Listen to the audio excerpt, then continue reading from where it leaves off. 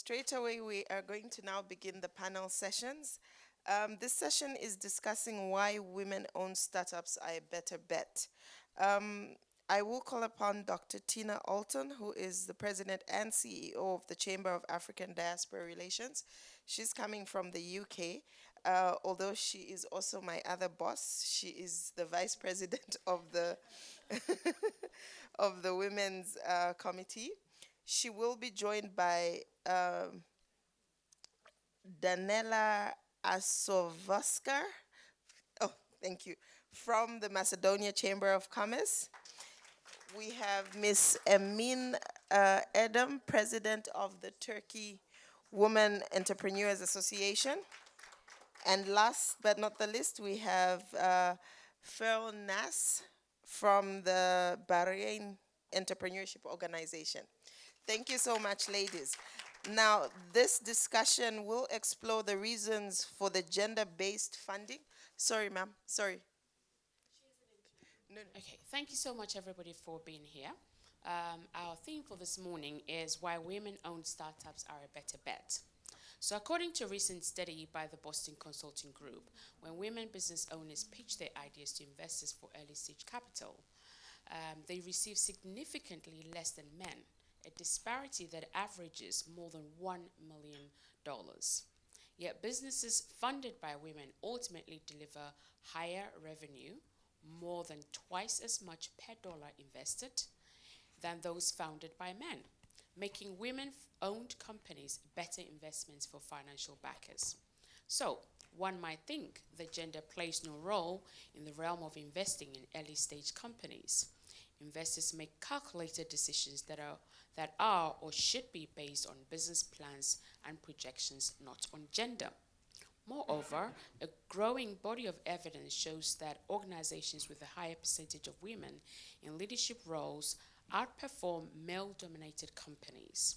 Unfortunately, however, women-owned companies do not receive the same level of financial backing as those funded by men. So, we're going to be discussing here some of the real reasons for gender-based funding challenges, how we're going to overcome those challenges, and the ways that as women and women founders, whilst we're lobbying for long-term change, how can we operate intelligently in this kind of current ecosystems. We'll also discuss how as women we can be coached on the realities of the market and which institutions should be playing a more active role in easing access to funding for women entrepreneurs. So, I'm going to start with Emin. Yeah. So, Emin is the president for the Turkey Women Entrepreneurs Association.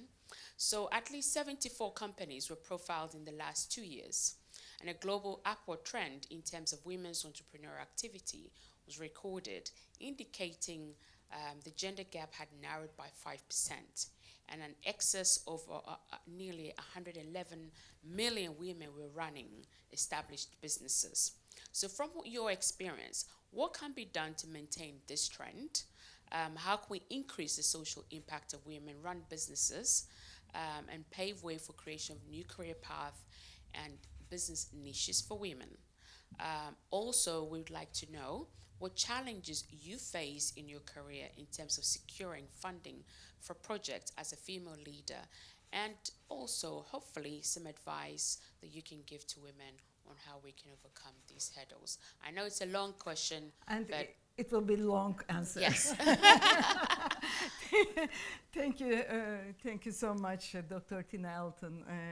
I would like to thank Mr. Baybars Altıntaş first, and then the World Business Angel Forum organizers. It's an honor to be here among very valuable panelists all together with in the Global Leader Summit. And I have to look sometimes time by time my cards because it's my second language, and I will be pleasure to be here all with you. And I am a lawyer, and also I am also in the board of our family business in energy and telecommunications.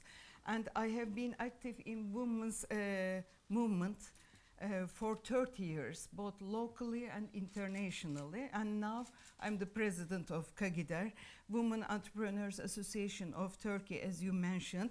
And our mission is to support and develop the women economic participation through entrepreneurship.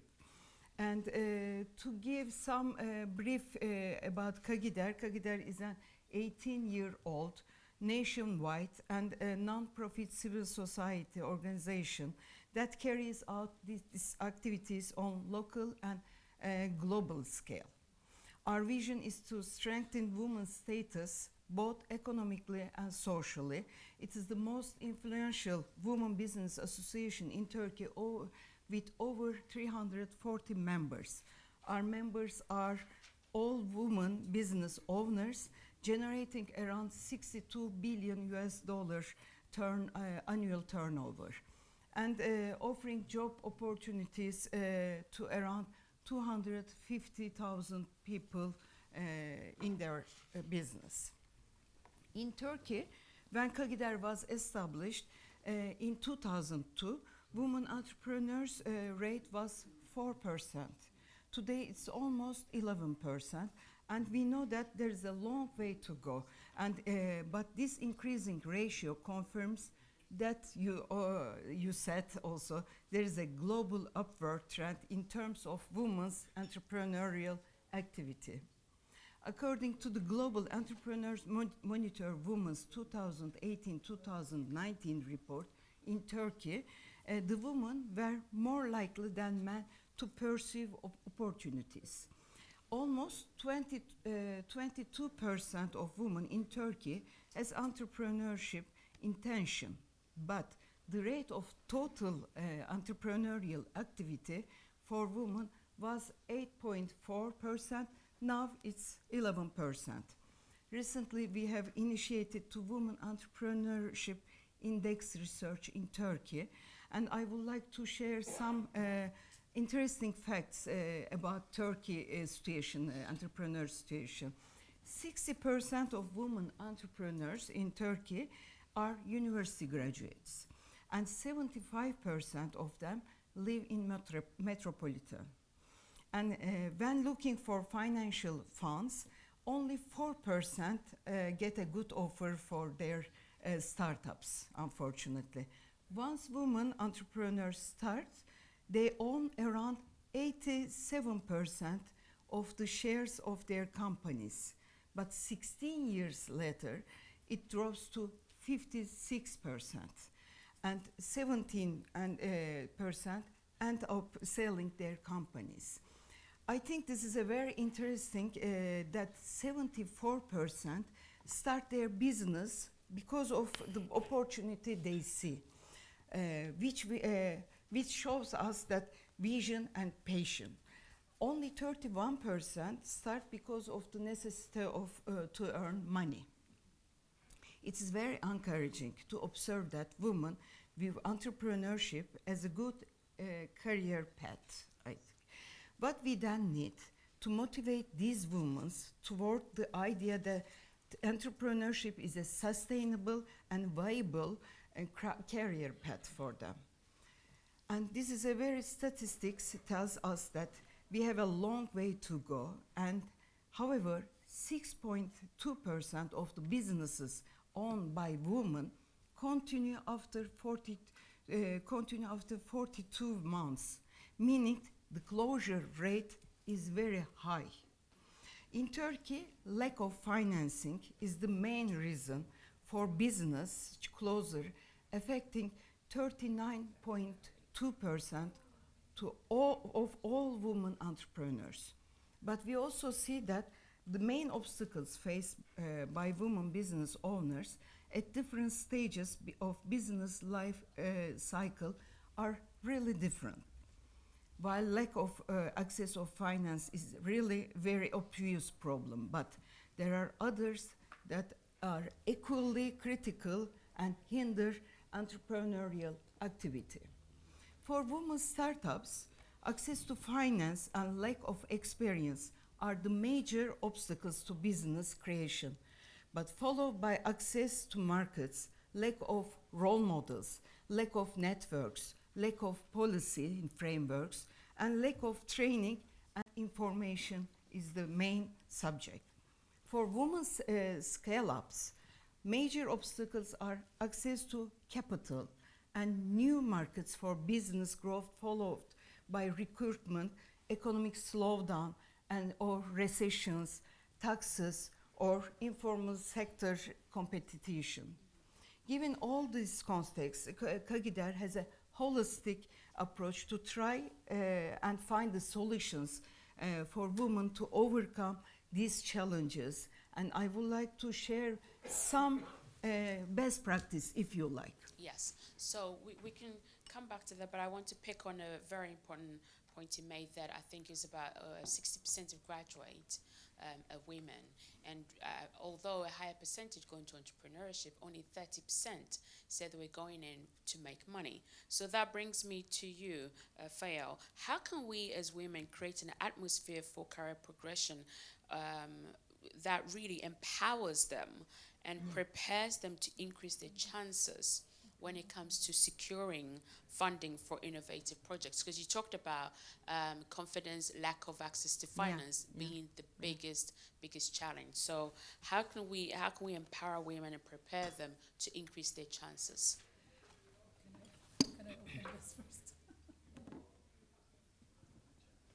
Good morning to you all. Thank you, Tina. Thank you. And I'm very honored to be part of the WBAF and to participate in this very important panel. With regards to how we can support women to get the right fund for their businesses, first of all, if you allow me, I will just talk about what I do. I have been doing supporting or working on non-profit organizations for the past 20 years. And I have different hats. I am the chairwoman of Bahrain Entrepreneurship Organization, and I am the vice chairman of ASEAN Bahrain Council, and I'm a board member in the EO organization.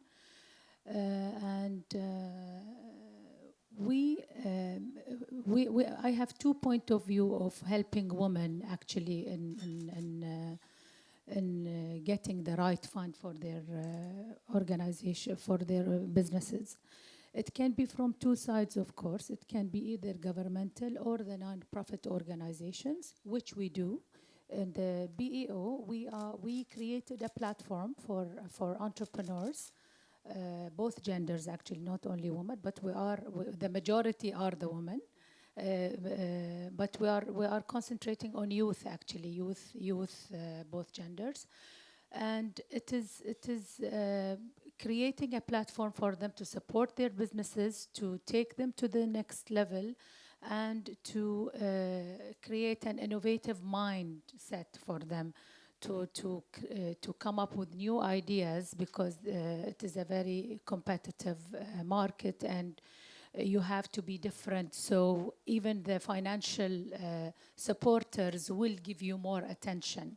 And especially that we are also concentrating on opening their minds on different like renewable energy and these kind of projects that will attract more financial institutions to them. With regards to the initiatives, I guess we are lucky in Bahrain.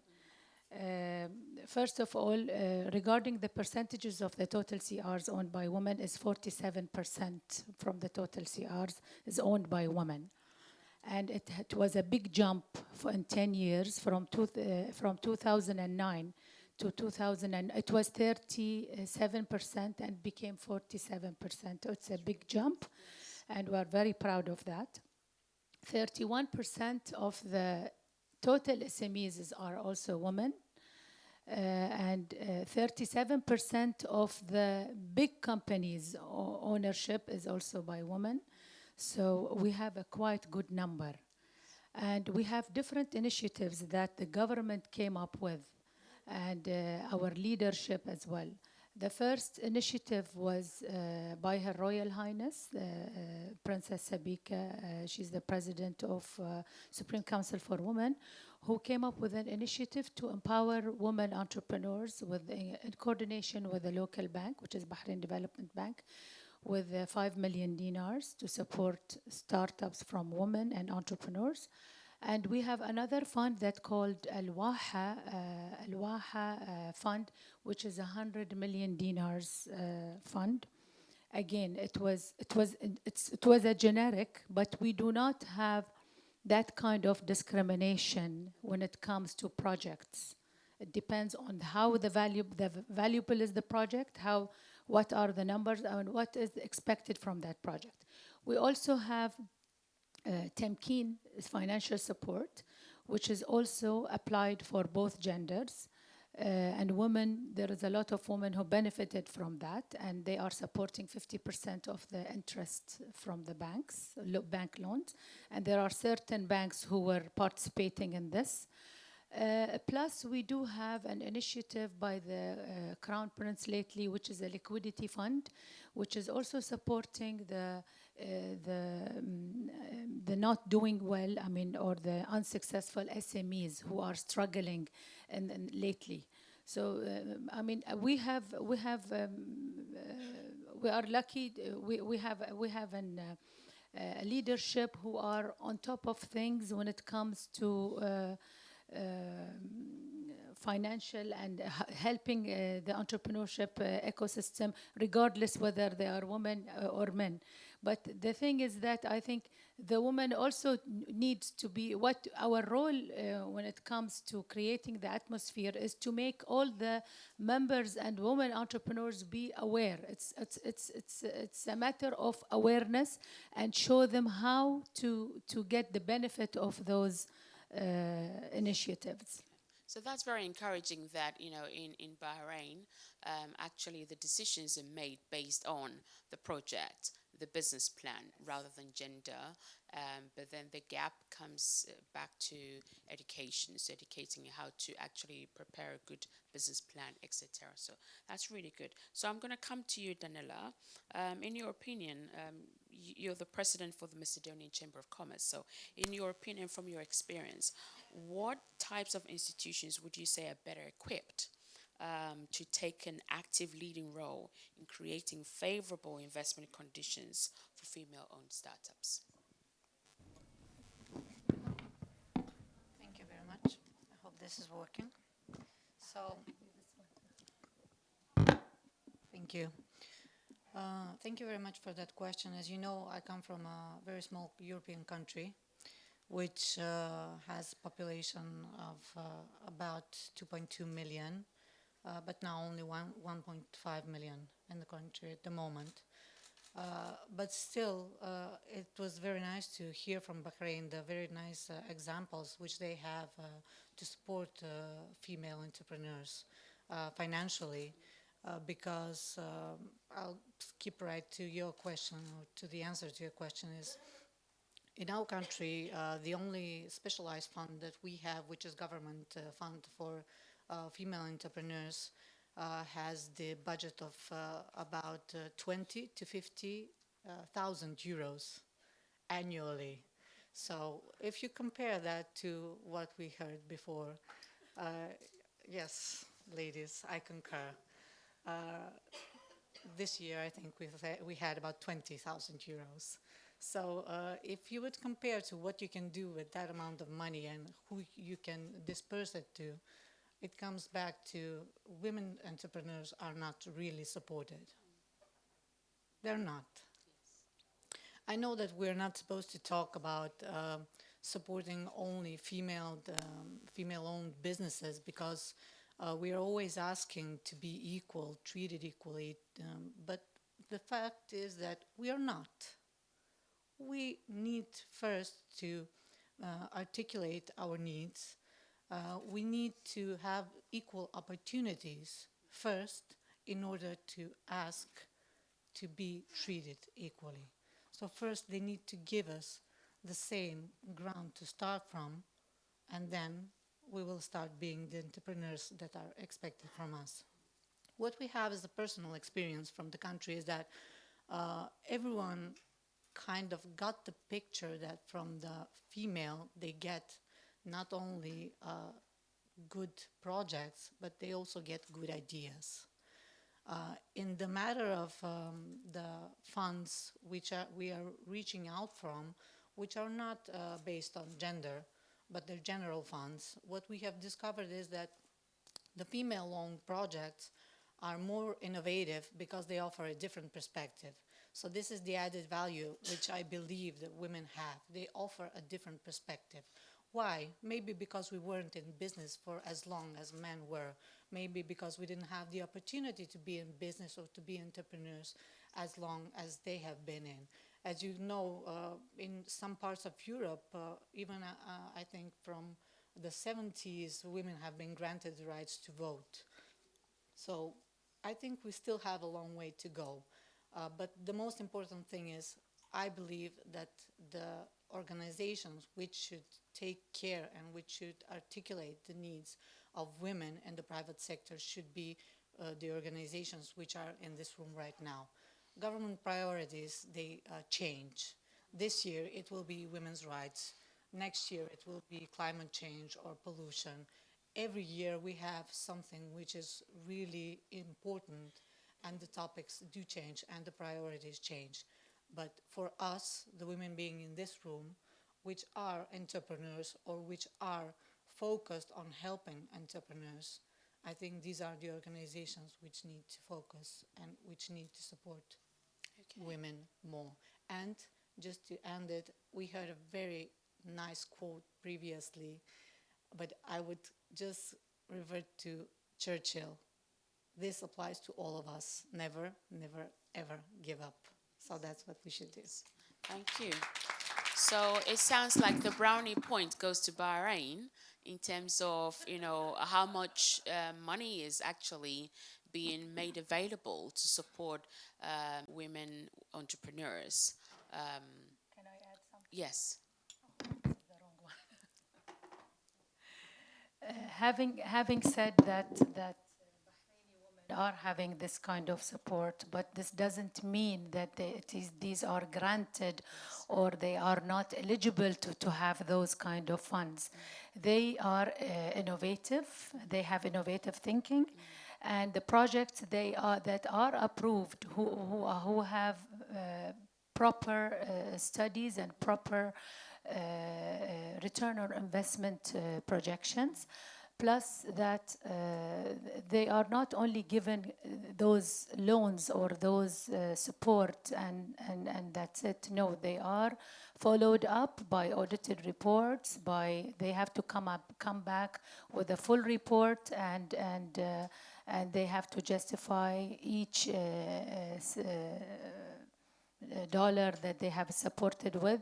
And of course, I mean, this will also make them more eligible to take more fund if they succeed in their project. That's the main point. I just want to make it clear that it's not as easy as everyone may see it, but no, it has criteria and it has some conditions. Yeah, but I mean, in comparison, 20,000 euros compared to like 100 million, it gives a lot of hope. Definitely. So I again, think I'm telling you, we are lucky. Yes, I'm not sure how long we've got left, but we have 8 minutes. Okay. Do we have any questions at all? Yes. It is wonderful to hear that we have a lot of funds available in Bahrain. And thank you for bringing up, you know, the other part of reality, because the truth is we have a contrast. My experience is coming from US, where you would, you know, assume there is no shortage of funds. The opportunities are there, yet I observe there are barriers to women actually taking advantage of those opportunities. In your experience, have you seen anything that even though the funds are available, is everybody really showing up at the table to take advantage? I'm curious. Well, as I said, I mean, the criteria is according to what are you offering on the table to begin with. What is the project itself? Is it a new project? Is it an innovative idea? Is it, they will not take it for granted, I mean, that because you are a woman, you are eligible for that. No, there are criterias and there are points that you need to cover so you can be eligible for that. And over and above, I also need to add that from the initiatives that we are trying also to do, like, for example, signing for establishing the WBAF office in Bahrain is one of the biggest steps that we as organization took, again, to support entrepreneurs in general, but of course we will be concentrating on women's. Any other questions in the room? Come on, we've got the best panel session. We've got like 400 people. So, Emin, I want to come back to you. What provisions or legislative provisions are being put in place to curb some of the discrimination against women when we think about entrepreneurship or even in the workplace, for example? Yeah, perhaps I have to mention about W20. It's okay? Can you hear me? Yes. It's okay, perhaps. I think we all know that women are largest untapped resources in the work economy. This is, and in 2014 in Brisbane, Australia, G20 leaders committed on closing the gap of economy participation by 25% by the year 2025, as Ms. Amina also mentioned in the main speaking. And but in 2015, in Turkey, during the G20, Turkey's G20 presidency, and W20 engagement group was established in that time, and Kagider was assigned to the presidency and the secretariat of W20. Since then, we have participated actively to the policy discussions during the W20s in China, Germany, Argentina, Japan, and now in Saudi Arabia. In fact, W20 group is working on legislations and policy recommendations for women's labor force participation, digital inclusion, and financial inclusion, while women entrepreneurship is cross-cutting subject. Briefly, if you like, I want to mention about W20 recommendations for government curbing discrimination against women entrepreneurs. First, minimizing the informal labor market by implementing the ILO labor norms, prohibiting gender-based gaps in recruiting, hiring, developing, and promotion, retirement age, and compensation. Investing public funds in quality, accessible and affordable care, infrastructure for children and for elderly, and put in place mandatory paid parental leave, and to promote shared responsibilities in that, and promoting flexible working options, and promoting the redistribution and shared responsibility of unpaid domestic and care between men and women. And also closing the digital gap and ensure that women can exercise their digital rights in that. And providing women in urban and rural areas with affordable and reliable and safe internet and mobile services also. And ensuring women equal rights to economic resources, to access to ownership and control over land and other forms of property, financial services, and natural resources also. And promoting female entrepreneurial participation in the design and development of digital technologies, apps, algorithms, artificial intelligence, and STEM and STEMA like that. And I will finally mention that I would like to add perspective to this question by speaking briefly about public procurement also. Public procurement issue has been really a top priority for W20 delegates also. And we cannot say that there is a discrimination between women, but in the word public procurement is a 9.5 trillion US dollar market. Wow. But on which women-owned businesses are estimated to receive only 1% of that contract. Okay, so something needs to It's happen, really- something needs to yeah. shift, but that And- excites me. And that's why Yeah. all the women in Turkey also, all the women, NGO women who wants to empower the life of women, insistent on it and raised this issue. And in the world, there is a really good example, like United States, like South Korea and Canada. Perhaps we will push about the public procurement, make to awareness to all around the world. I think that we've got the right platform, right forum to be able to, Yeah. you know, have Yeah. more conversations Yeah. around this, because something needs to change. But thank you so much for sharing those insights. So Thank you. I'm not sure how long we've got. We're done. Okay, so in 2 words, what is your takeout or your advice in 2 words? Your advice for all the 3,000 women who are in this room right now that I can see. I can't even see to the back. 3,000. Now from 400, they heard we're having a great time, so it's 3,000. So in 2 words, your takeout or your advice for us, please, Daniela. Thank you. I think that the most important thing is, as you said previously, we need to lead by example. Yes. And what we need to say is that also in gender, we need to be based on meritocracy and on value.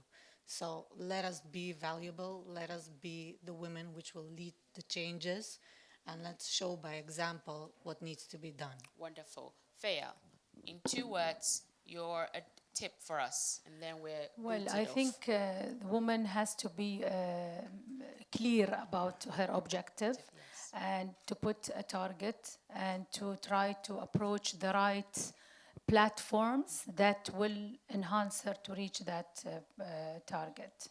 Wonderful. Amen.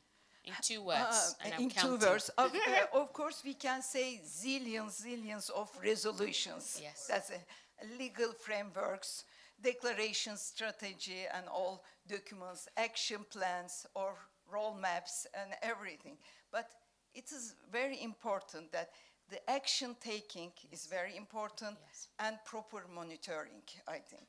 And Wonderful. I hope a fruitful day and fruitful Yes. meeting. And Yes. also, I hope you all you will investing in a woman. Yes, so you It's, can find my any of these my speakers, suggestion that. all 3,000 of you. If you have any further questions or want any more information, reach out to them. But thank you for being here. Thank you.